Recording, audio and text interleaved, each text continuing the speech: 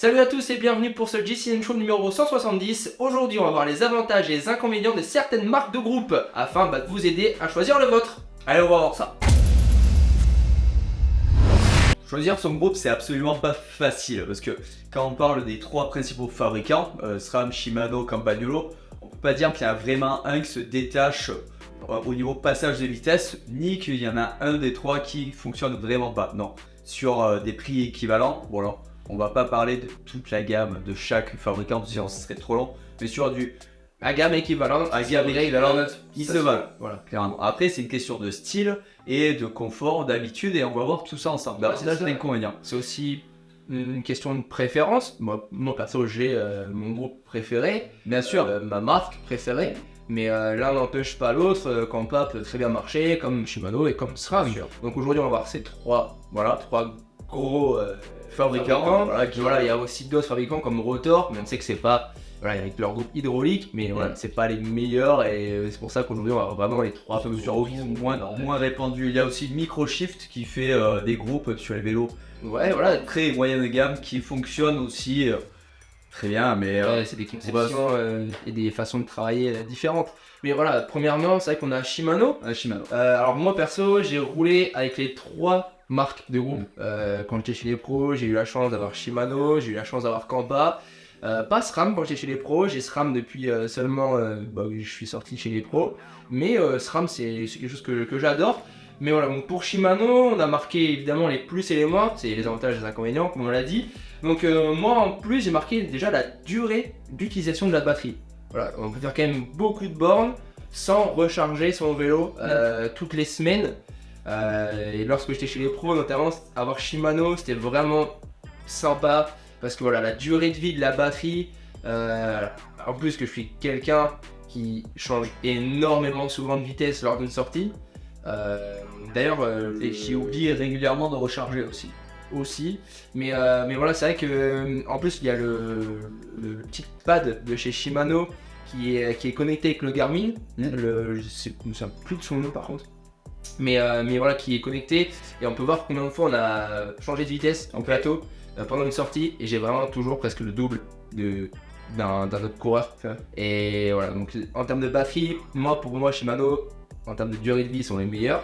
Pour moi, je suis assez content aussi de l'autonomie de la batterie, étant donné que je change peut-être moins de vitesse que toi, mais je vais quand même beaucoup plus loin. C'est ça. Ensuite, chez Shimano, ce que j'adore, c'est leur fluidité et la vitesse à laquelle passent les vitesses. C'est quand même un groupe qui est ultra rapide. Et ça, peu importe la gamme. Là, on parle vraiment aussi du DI2, mais aussi du mécanique. Le mécanique passe très très très bien.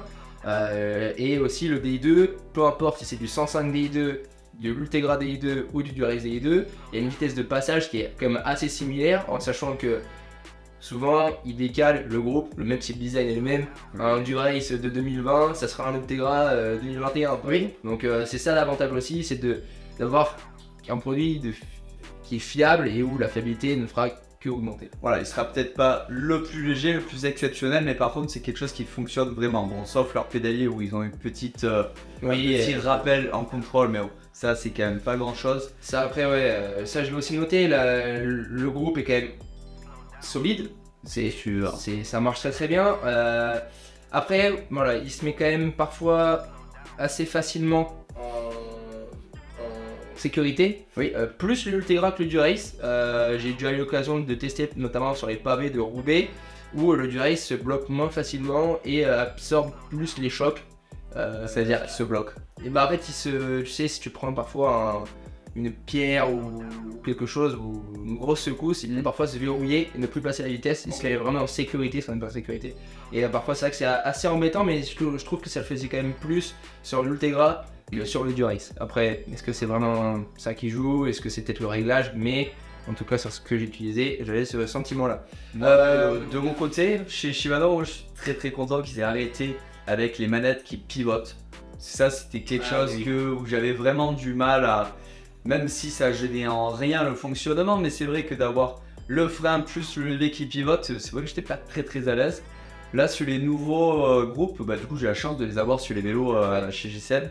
Le petit détail où j'ai pas trop l'habitude, c'est la petite gâchette. Du coup, j'ai tendance Ah oui, à me tromper un bah, peu de... là-dessus, bon, comme tu disais par rapport aux gâchettes, c'est vrai que tu as le nouveau et Ultegra et le nouveau du Race. Oui. Et moi là-dessus, quand j'ai essayé tes vélos, parce que tous les miens ici sont en Campa ou en SRAM, j'ai pas le Shimano, si en GRX sur mon Gravel.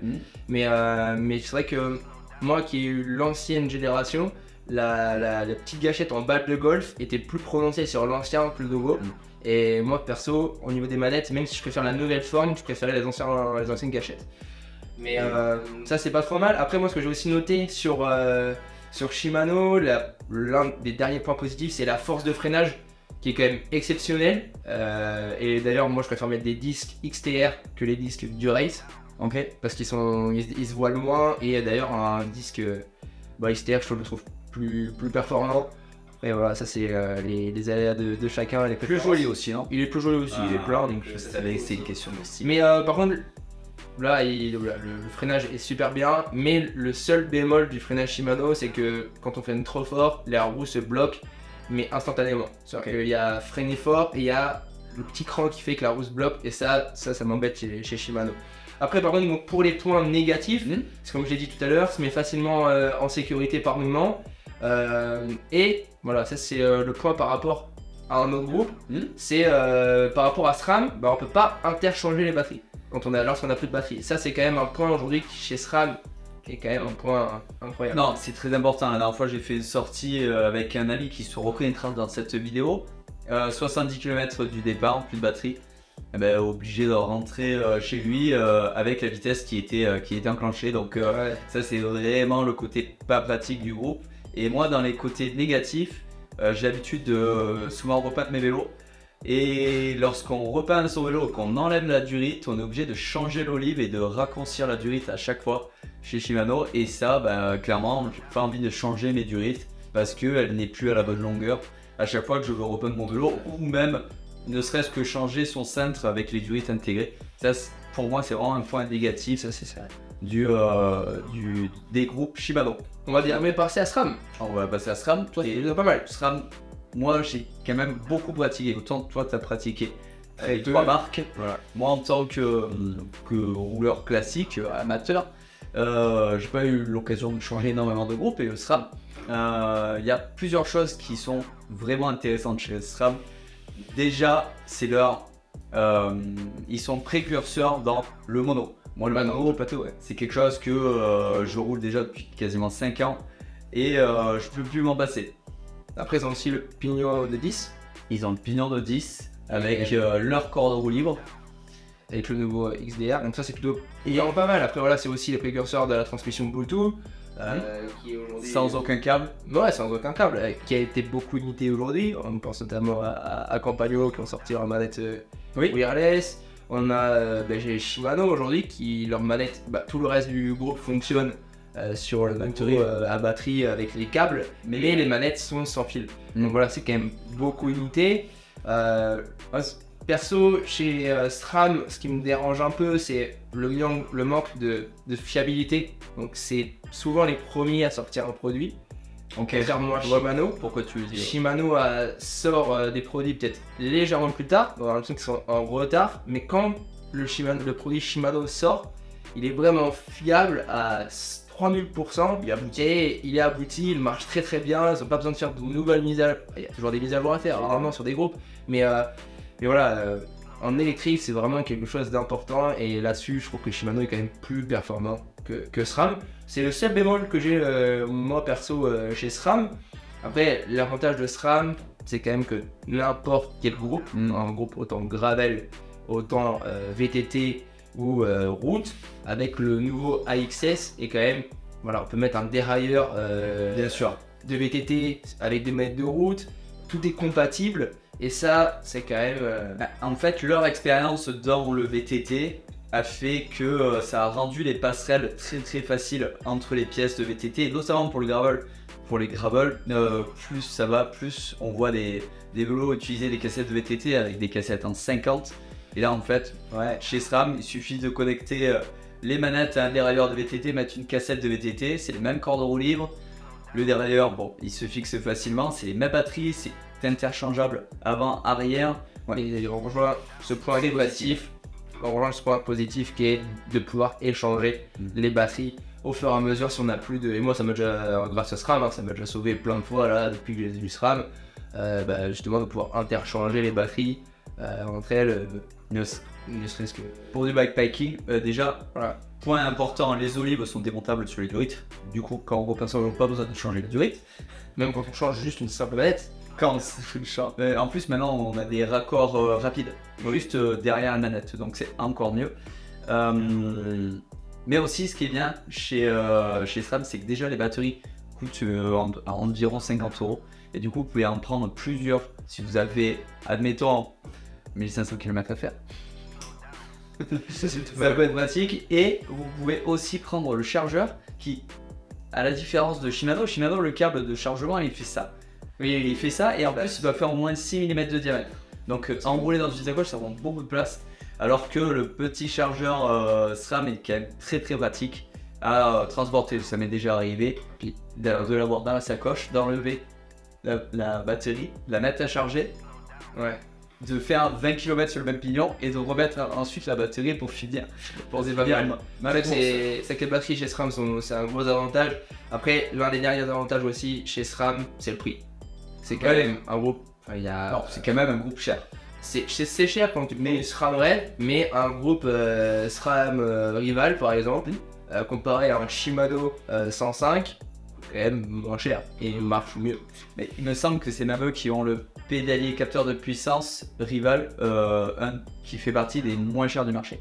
C'est ça, donc honnêtement ça c'est quand même pas vraiment pas mal. Après, le seul point négatif que j'ai chez SRAM, c'est le freinage qui n'est pas tout le temps parfait. Les disques se voilent facilement. La force de freinage en elle-même, je la trouve pas exceptionnelle. C'est moins agressif que Shimano. C'est moins agressif que Shimano, surtout que moi je suis quelqu'un qui arrive vraiment très vite dans les virages, qui préfère limite piler au dernier moment.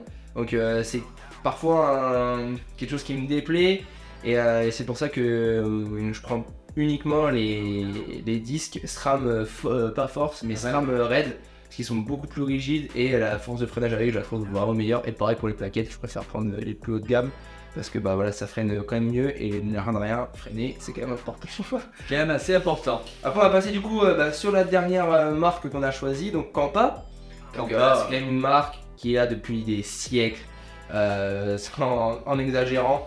Donc voilà, c'est une marque qui est pour les puristes. Hein, c'est en général ça va avec un petit Colnago. C'est vrai que c'est ça. Colnago Kampa, c'est quand même le must, c'est la meilleure alliance qui existe. De toute façon, quand t'es dans un café, que t'entends des chaussures, généralement si la personne a un peu les cheveux en arrière, je rigole, j'ai du Kampa, hein, un peu les cheveux gominé en arrière, qui dit non mais moi avec un peu de pento, moi je roule uniquement Campagnolo.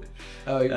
Non, c'est vrai qu'en fait c'est la marque qui est tellement iconique que généralement ceux qui aiment le Kampa le gardent toute leur vie et changent de groupe en groupe.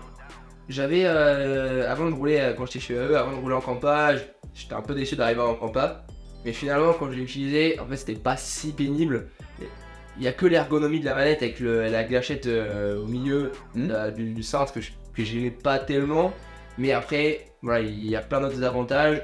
Kampa, c'est beau, c'est léger, ça passe plutôt bien. Le Super Record, en tout cas, passe très très bien. L'inconvénient, c'est que ça coûte un bras, voire deux. Mais il faut voir. Et pour pédaler après, pour tenir le guidon, c'est pas simple. Mais c'est vrai que ça coûte super cher.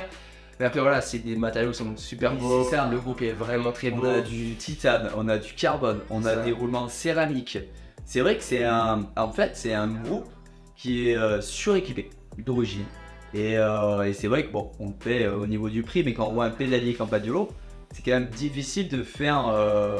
Pas de dire qu'il est moche, plus joli quoi. C'est une pièce de carbone avec un axe en titane, avec leur axe ultra torque qui s'emboîte au milieu du marche très bien. Et puis pédalier, moi perso j'ai ce pédalier du coup sur mon Colnago de chrono. Oui. On l'a lavé sur une précédente vidéo. ça fait un beau vélo quoi. Enfin voilà, le vélo il est magnifique, le groupe est tout autant, donc c'est vrai que c'est quand même Campa, ça reste la classe, enfin voilà, de 100%. Et quand, c'est vraiment beau. et quand on parle de marque iconique, quand même, ils essaient de rajeunir leur image. Ouais. Parce que, par exemple, en gravel, c'est eux qui ont sorti le premier groupe 13 vitesses Avec les cartes. avec une transmission en 44 à l'arrière Ouais. et un pédalier spécifique en mono. Et au niveau des mécaniques aussi. Donc c'est vrai que ça fait un groupe qui est très agréable à rouler, qui a une plage d'utilisation qui est vraiment adaptée au gravel. Et donc honnêtement, et en plus sur un prix correct, Ouais, le groupe ERA est quand même très très correct. c'est ça. Donc je pense que Campagnolo n'est pas que pour les puristes. Non, il est quand même. Je dis ça dans le sens puriste où c'est voilà, c'est très classe, c'est joli et on aime toujours avoir, quand t'es puriste, on aime toujours avoir un très beau groupe. Voilà, les autres font le SRAM Red magnifique et le Durace aussi, et comme le Tegra et comme le 105. Donc le 105 est super On est beau. sur des beaux Sur des produits. prix, voilà, c'est des beaux produits. Donc du coup pour les plus, moi sur Campa, donc j'ai noté le freinage qui est parfait. C'est pour moi le meilleur freinage des trois marques. C'est la force de freinage est très forte, sans bloquer, mais avec les mêmes disques flottants que le SRAM. Et surtout en fait, voilà, il surchauffe pas.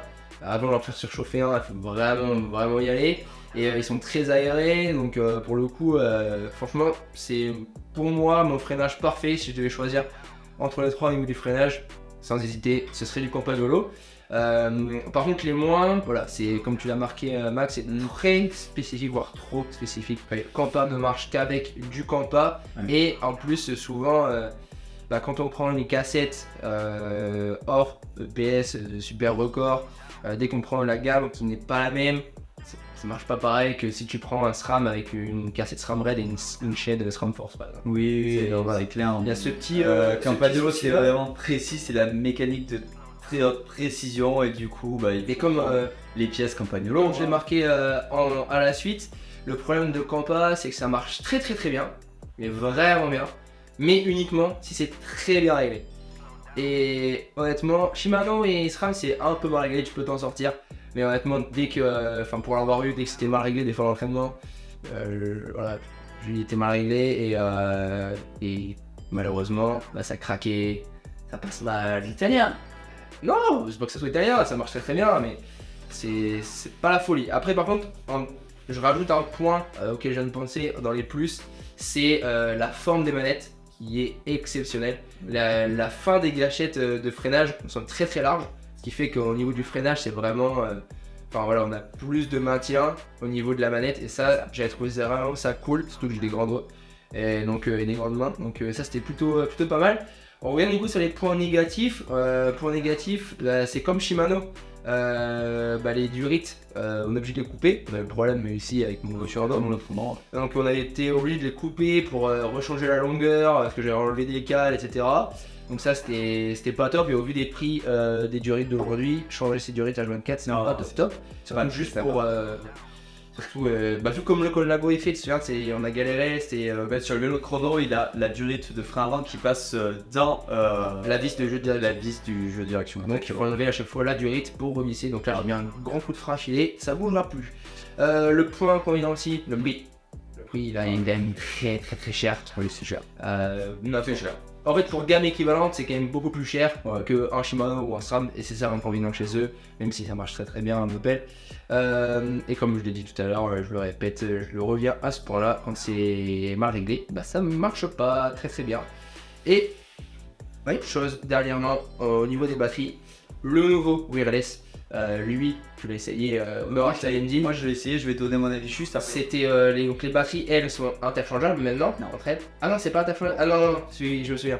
Mais par contre, moi ce que je voulais juste ajouter là-dessus, c'est l'ancien système de recharge qui était totalement nul. C'était un tout petit truc à venir visser avec une encoche. Et en fait, la vis elle est vraiment mal. C'est trop petit. C'est pas évident. C'est pas évident. Et le chargeur. Ouais, non, pas le casser, parce que c'est quand même assez solide, mais la façon, Shimano on vient le mettre dedans, c'est très simple. Là maintenant c'est un aimant. Maintenant c'est un aimant comme sur les MacBook. SRAM, C'est facile. c'est 2 batteries qu'on enlève, qu'on place. Et là c'était vraiment un petit encoche. C'est pas facile. Et point ajouter aussi sur le Campanolo Wi-Fi, quoi, wireless, sans fil. Les batteries ne sont pas interchangeables entre l'avant et l'arrière. Et chaque batterie vaut 400 € environ. Pour environ 750 km d'autonomie. Donc clairement, Pourquoi ça va pas? pour moi, il vaut mieux que je prenne le groupe écart mécanique. Totalement.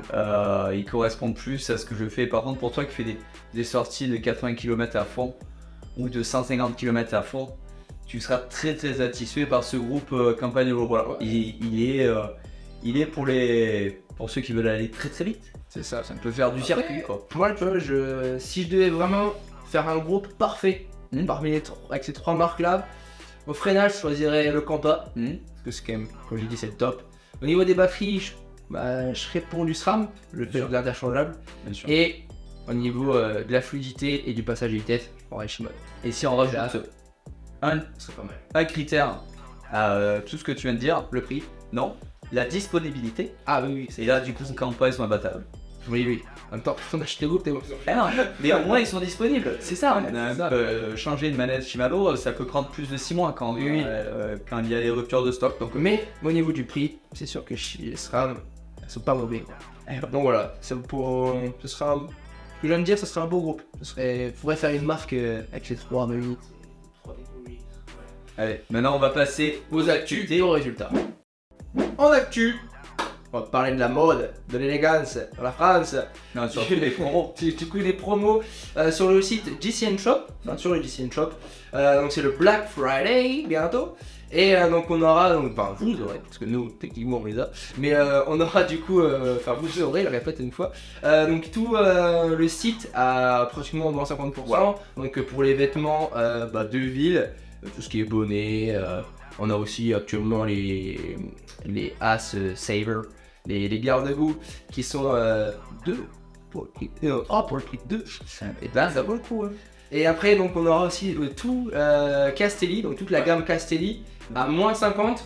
Là honnêtement foncez parce que ça vaut le coup. Alors C'est oui, ça, vous avez un petit logo GCN, mais c'est surtout que vu le prix des vestes hors du site, C'est ça. vaut quand même un Je sacré pense que drap. même chez Castelli, ils seront pas avec ces remises-là. Ah non, ils sont pas sur le regard, c'est sûr. Donc voilà, 50% sur un cuissard ou sur une veste technique, ça peut être pas mal. Ça peut être pas mal. Après on a les Zwift Games. Oui, voilà, Zwift qui Game, arrive. en fait, Zwift vient d'annoncer pour les championnats de e-sport qu'il lançait les courses de sélection avant les finales au mois de février et les finales se feront au mois de mars. Et les courses se feront sur 3 formats.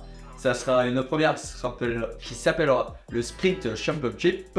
Ensuite, vous aurez le Epic Championship, un peu plus long, et le Hill Climb Championship. Le Championship, je l'ai bien.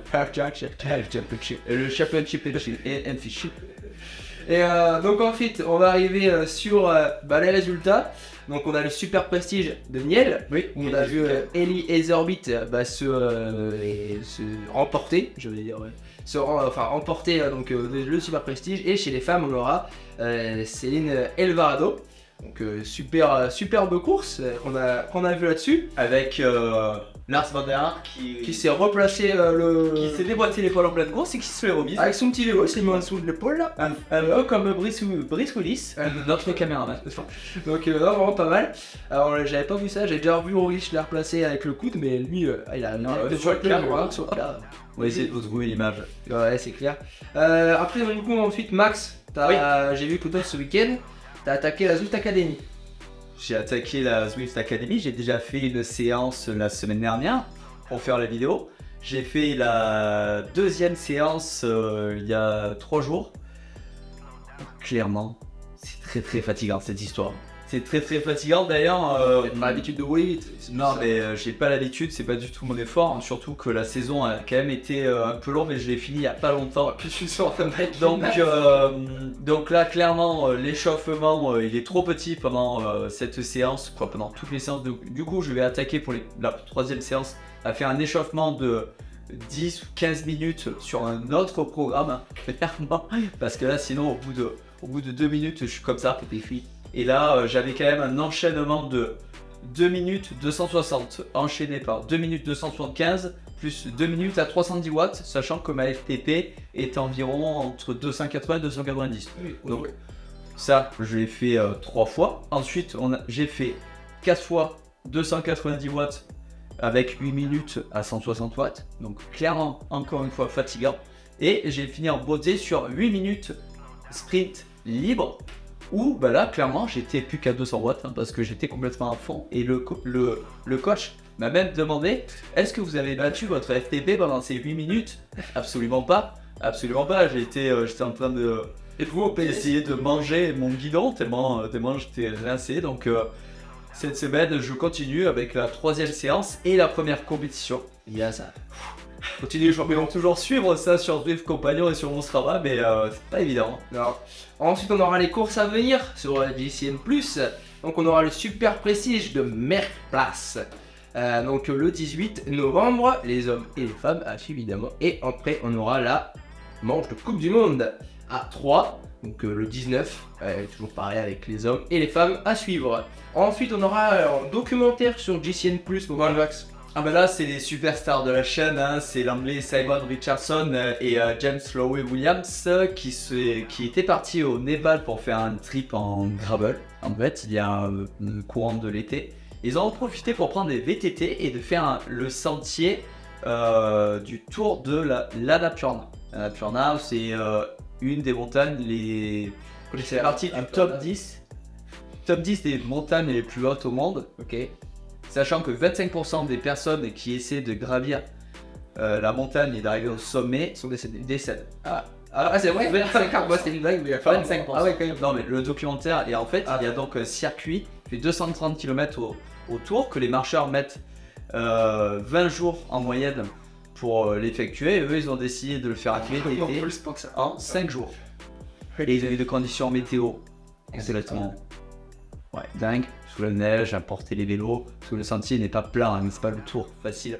Donc ça c'est à voir sur GCN+, et honnêtement je suis très excité à l'approche de ce documentaire. Toi t'as sélectionné le vélo de la semaine par contre. Vélo de la semaine de Hugo Miguel. Miguel, mais à la portugaise. Donc avec son magnifique Trek Madone SLR 7 Full Ultegra 2, avec une petite chape service speed, ça même. Avec une petite paire de roues Bontrager, bon trajet, ça dépend, il y en a qui disent Bontrager. Moi je dis bon trajet. Ça dépend en fait. Ouais, ça dépend si t'habites à Houston, Texas. Ou à Biarritz, Texas. Exactement. SL7 51, donc une magnifique photo dans des petites vignes avec un petit château au fond. Ouais, puis ce qu'on a mis sur C'est la raison, ouais. sur ce trek, c'est la couleur en fait, le mix entre le gris et le noir à l'intérieur des tubes, plus la forme du SL7, le vieille Madone qui est quand même complètement dingue. Donc voilà. Donc maintenant, c'est à vous d'envoyer vos vélos sur l'application GCN en français avec le hashtag GCN en français sur l'application GCN. Et nous, dans tous les cas, on vous dit à très vite pour une prochaine vidéo Sur JCN en français. pas français. Allez, ciao.